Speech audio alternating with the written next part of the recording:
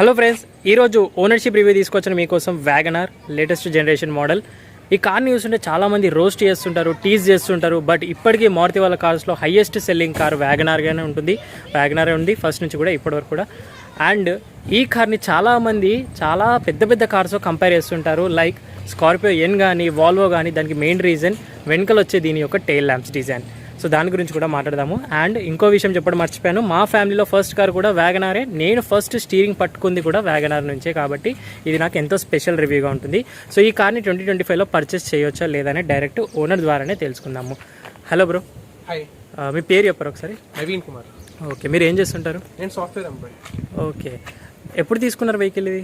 2022 December. Okay, almost 2 years plus. 2.5 years. ఎన్ని kilometres తిరిగింది? 40,000 kilometres. 40,000 kilometres. And మీరు తీసుకున్న 2 years బ్యాక్ ప్రైస్ ఎంత పడింది ఆన్ రోడ్? నాకు ఆన్ రోడ్ ప్రైస్ వచ్చేసి 8.3 వచ్చింది. నాకు డిస్కౌంట్ వచ్చేసి 30,000 to 40,000 ఇన్ బిట్వీన్ డిస్కౌంట్ ఇచ్చారు. డిస్కౌంట్స్ ఇచ్చారు. And that to free accessories కూడా ఇచ్చారు. ఓకే, అవన్నీ ఒకసారి మాట్లాడదాము. ఫస్ట్ క్వశ్చన్ వచ్చి వ్యాగనార్ ఎందుకు పర్చేస్ చేయాల్సి వచ్చింది? Why not Tiago and Punch అప్పటికి ఉంది టాటా వాళ్ళ నుంచి? టియాగో నేను ఆల్రెడీ పర్చేస్ చేశాను. ఇది కొన్న 1 year బ్యాకే మా కజిన్ బ్రదర్కి నేనే దగ్గరుండి, మనకు తెలిసింది ఆల్రెడీ టాటా అనేది సేఫ్టీలో ఎంత ఉంటుందో. సో నేను దగ్గరుండి నేను పంచ్ అనేది టియాగో అనేది పర్చేస్ చేయించాను, exact model. So with in 1 yearలో మేము చాలా ఇష్యూస్ ఫేస్ చేసాం Tiago. So as a customer నాకేంటంటే కార్ అనేది డైలీ యూసేజ్ కింద ఉండాలి. బట్ టియాగో తీసుకున్నాక ఏమైందంటే మాకు తీసుకున్న మనం ఇచ్చిన ఫస్ట్ సర్వీసింగ్ నుంచి మాకు కార్లో ఇష్యూస్ అనేది రావడం స్టార్ట్ అయింది. ఓకే, లైక్ కారు సర్వీసింగ్ ఇవ్వడం ముందు వరకు మాకు ఎటువంటి ఇష్యూస్ లేవు కార్లో. బట్ వన్స్ మేము ఫస్ట్ సర్వీసింగ్ ఇచ్చిన తర్వాత గేర్ రాడ్ హార్డ్ అయిపోయింది మొత్తం. లిటరల్లీ లారీ యొక్క గేర్ ఎంతైతే హార్డ్ అయిపోయిందో అంత హార్డ్ అయిపోయింది. మేము విత్ ఇన్ 1 yearలో విత్ ఇన్ 1 monthలో ఫస్ట్ సర్వీసింగ్ అయిన విత్ ఇన్ 1 monthలో 3 cities మేము తిప్పాం కార్ని. ఇష్యూ ఐడెంటిఫై చేయలేకపోయారు వాళ్ళు. ఏలూరులో ఉన్న జాస్పర్, విజయవాడలో ఉన్న జాస్పర్ డీలర్, అండ్ రాజమండ్రి కూడా తీసుకెళ్ళాం మేము. అక్కడ డీలర్ నేమ్ గుర్తులేదు నాకు. ఈ 3 డీలర్స్ దగ్గర మేము విత్ ఇన్ 1 monthలో 3 సర్వీసెస్ చేయించాం. మాకు లాస్ట్కి వచ్చిన ఆన్సర్ ఏంటంటే ఈ కార్స్ ఇంతే, ఇంజిన్ వైబ్రేషన్ అంతే, గేర్స్ ఇంతే, గేర్ అనేది అట్లాగే ఉంటుంది, హార్డ్ గానే ఉంటుంది, మేము ఎటువంటి సొల్యూషన్ చేయలేకపోయామని చెప్పి నాకు చెప్పారు. యాజ్ ఏ హైదరాబాద్ లో ఉండటం వల్ల నాకు కావాల్సింది ఏంటంటే నాకు డ్రైవింగ్ కంఫర్ట్ ఉండాలి. నాకు మా ఊరంటే సొంత ఊరంటే ఏలూరు, మాది వెస్ట్ గోదావరి. అక్కడ అంటే హైదరాబాద్ లో ఉన్నంత ట్రాఫిక్ అనేది ఉండదు. సో అక్కడ మేనేజ్ చేయొచ్చు. బట్ హైదరాబాద్ లో మీరు అందరికి తెలిసిందే బంపర్ టు బంపర్ ట్రాఫిక్ అయితే కంపల్సరీ ఉంటుంది. ఆ బంపర్ టు బంపర్ ట్రాఫిక్ లో నాకు ఆ విధంగా క్లచ్ కానీ గేర్ కానీ అంత హార్డ్ గా పుష్ చేసి నాకు వేయటం అనేది చాలా హార్డ్ అనిపించింది నాకు ఫస్ట్. నేను ఆ కార్ని ఇక్కడ 1 week తీసుకుని కూడా యూజ్ చేశాను, మా కజిన్ దగ్గర తీసుకుని. నాకు అది చాలా ఇబ్బంది అనిపించింది. అండ్ దట్టు సర్వీస్ అనేది నాకు మేజర్ యాక్సిడెంట్ అయితే ఒకటి అయింది, ఇది టియాగోలో మా కజిన్ బ్రదర్ కి. చాలా పెద్ద మేజర్ యాక్సిడెంట్. కార్ ఇచ్చిన 3 months వరకు మాకు డెలివరీ అవ్వలేదు. ఏం పగిలింది కూడా ఏం లేదు. రైట్ సైడ్ డోర్ ఒకటి, విండ్ షీల్డ్, మిర్రర్. 3 months మాకు కార్ అనేది మొత్తం లేకుండా. కమింగ్ టు మనం మారుతిలోకి వెళ్తే జస్ట్ మనం సర్వీస్ సెంటర్కి జస్ట్ వెళ్తే మనకి రిసీవింగ్ అనేది చాలా రెస్పాన్సివ్ ఉంటుంది. మనం ఎక్కువ ఎక్స్ప్లెయిన్ కూడా చేయకుండా ఇది పోయింది అది పోయింది ఎక్స్ప్లెయిన్ చేసుకోకుండా car ఇచ్చుకుంటాము. Evening 3 o'clock 4 o'clock delivery ఇస్తాడు, మన ఎటువంటి ఇన్ఫర్మేషన్ లేకుండా. ఇప్పుడు మేజర్ యాక్సిడెంట్స్ అయినప్పుడు ఎంత టైం తీసుకుంటారు మారుతి వాళ్ళు? ఇప్పుడు ఏదైనా యాక్సిడెంట్స్ నా కార్కి అయితే మేజర్ యాక్సిడెంట్ అయింది. ఓకే, నేను యాక్చువల్గా ఈ రోజు మార్నింగ్ ఇచ్చాను. యాక్చువల్గా మేజర్ యాక్సిడెంట్ నాకు సంక్రాంతికి మా ఊరు వెళ్తున్నప్పుడు మేజర్ యాక్సిడెంట్ అయింది. In between 80 to 100 in between. ఏమైంది? మేజర్ యాక్సిడెంట్ వచ్చేసి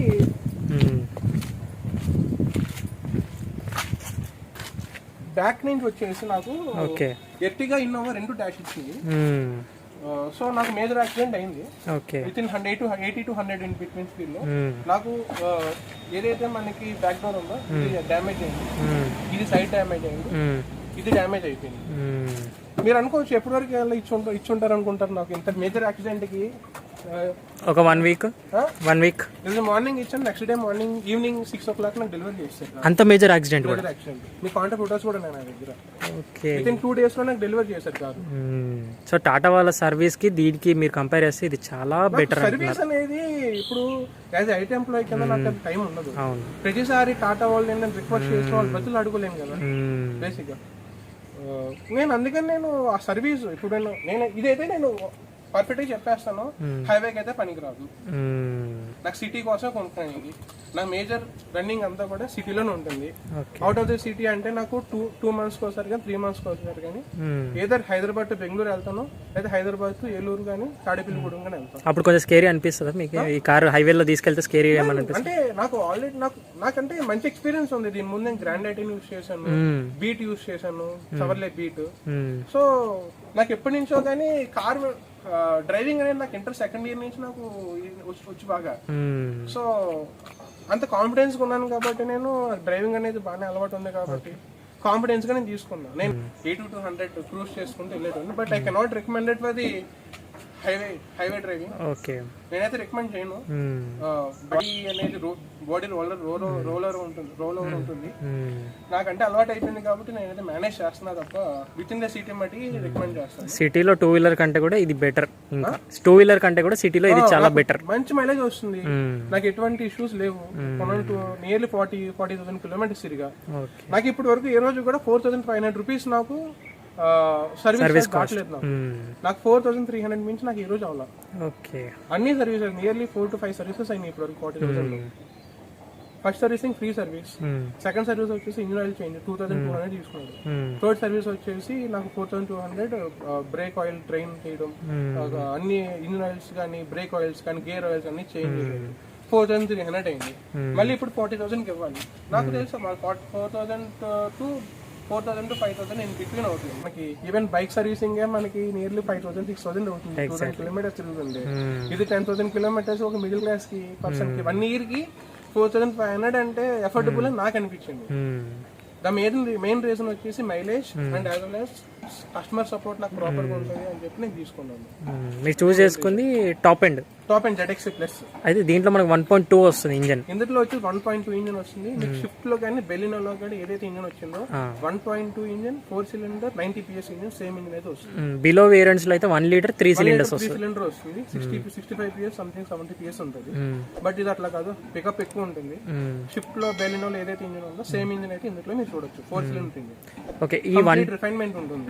ఈ 1.2 ఇదే బెలినో అన్నారు ఇంజన్ కాబట్టి ఈ దీంట్లో పర్ఫార్మెన్స్ మీకు సాటిస్ఫైడ్ ఏనా?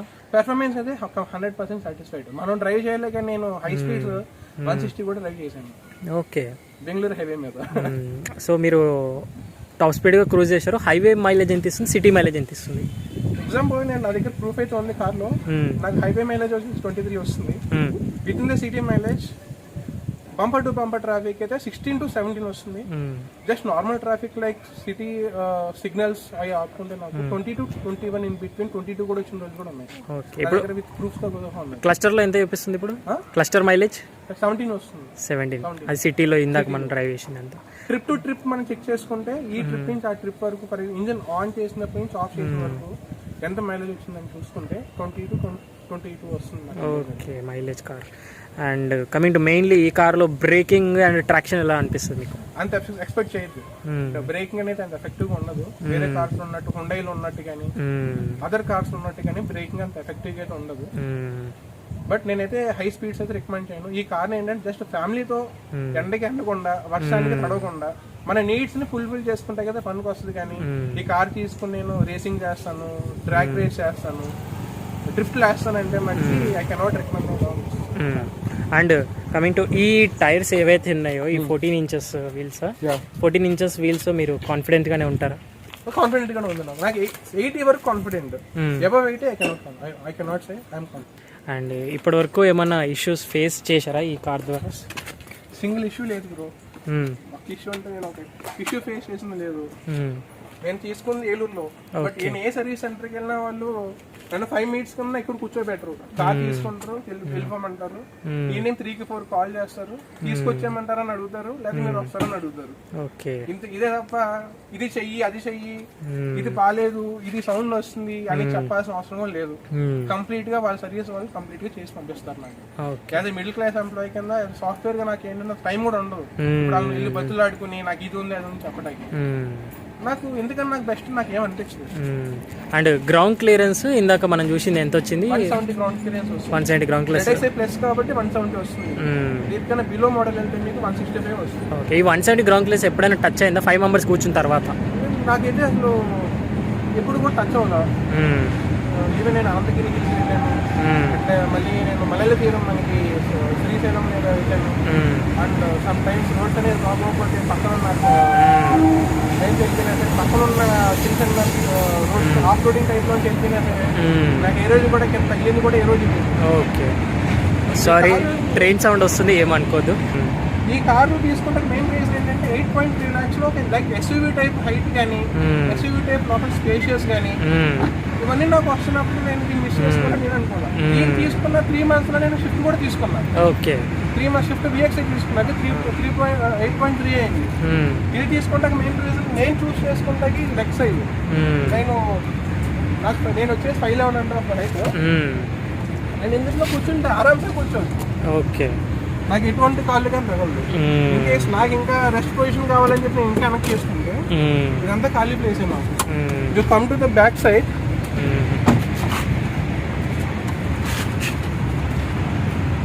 ఆ సీట్ కంప్లీట్ వెనక్కి చేసినాక కూడా అంత స్పేస్ అయితే ఉంది. హెడ్ రూమ్ అయితే నో ప్రాబ్లం, ఇంకా తగలదు. ఇంకా 6 feet వాళ్ళ అబోవ్ కూడా ఇంకా అంత స్పేస్ అయితే ఉంటుంది డెఫినెట్లీ. ఓకే, కమింగ్ టు మళ్ళీ మెకానిక్ మాట్లాడితే సస్పెన్షన్ దీనిది ఎలా అనిపిస్తుంది మీకు? Excellent suspension, manageable. Okay, manageable suspension, freedom suspension, hard suspension చెప్పడం, సాఫ్ట్ సస్పెన్షన్ చెప్పడం, సిటీ రోడ్స్కి సరిపోతుందండి. అండ్ వన్ మోర్ క్వశ్చన్ వచ్చేసి, మీరు అన్నట్టుగా ఇది టాల్ కార్ లాగా అనుకుంటాం మనము, బాడీ రోల్ ఉంటుందా? బాడీ రోల్ కంపల్సరీ ఉంటుంది.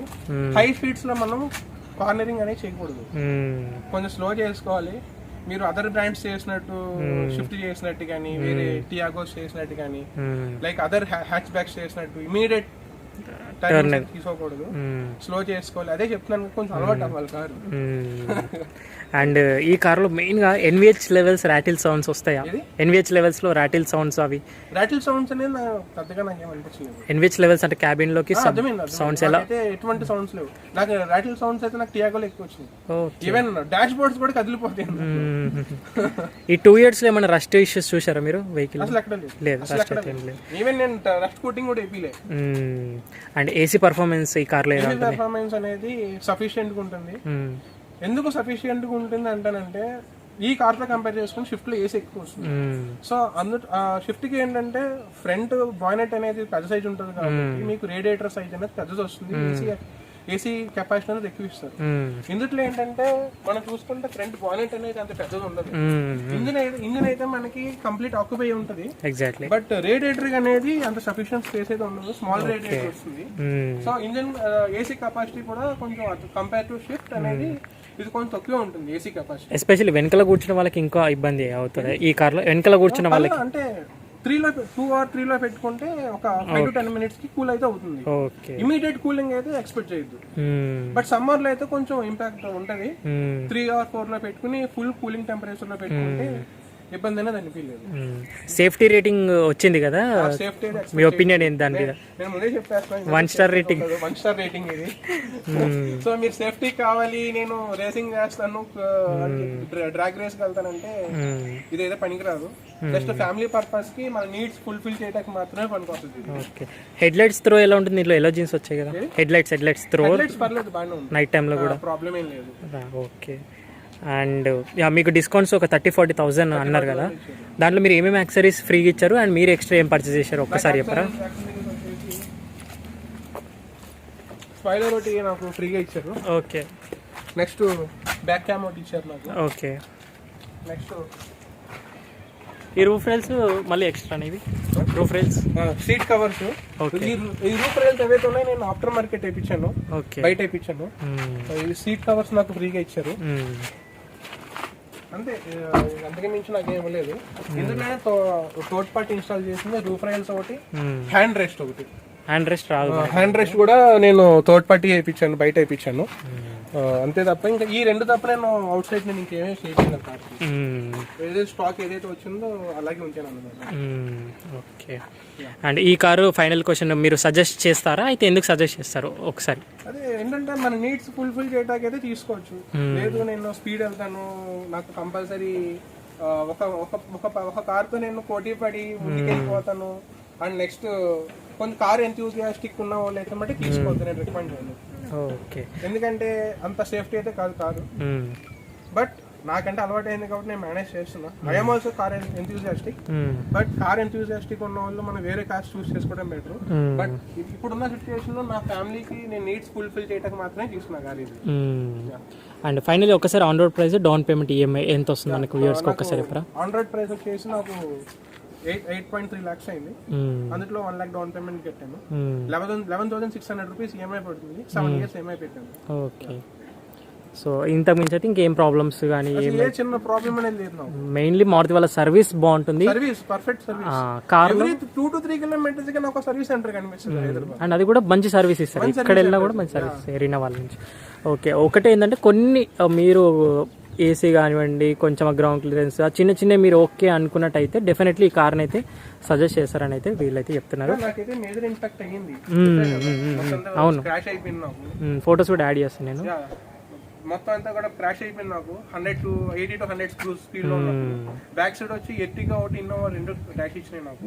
ఈ బ్యాక్ సైడ్ డోర్ ఒకటి, ఈ బంపర్ ఒకటి, సైడ్ ఒకటి మొత్తం బ్రేక్ అయిపోయింది.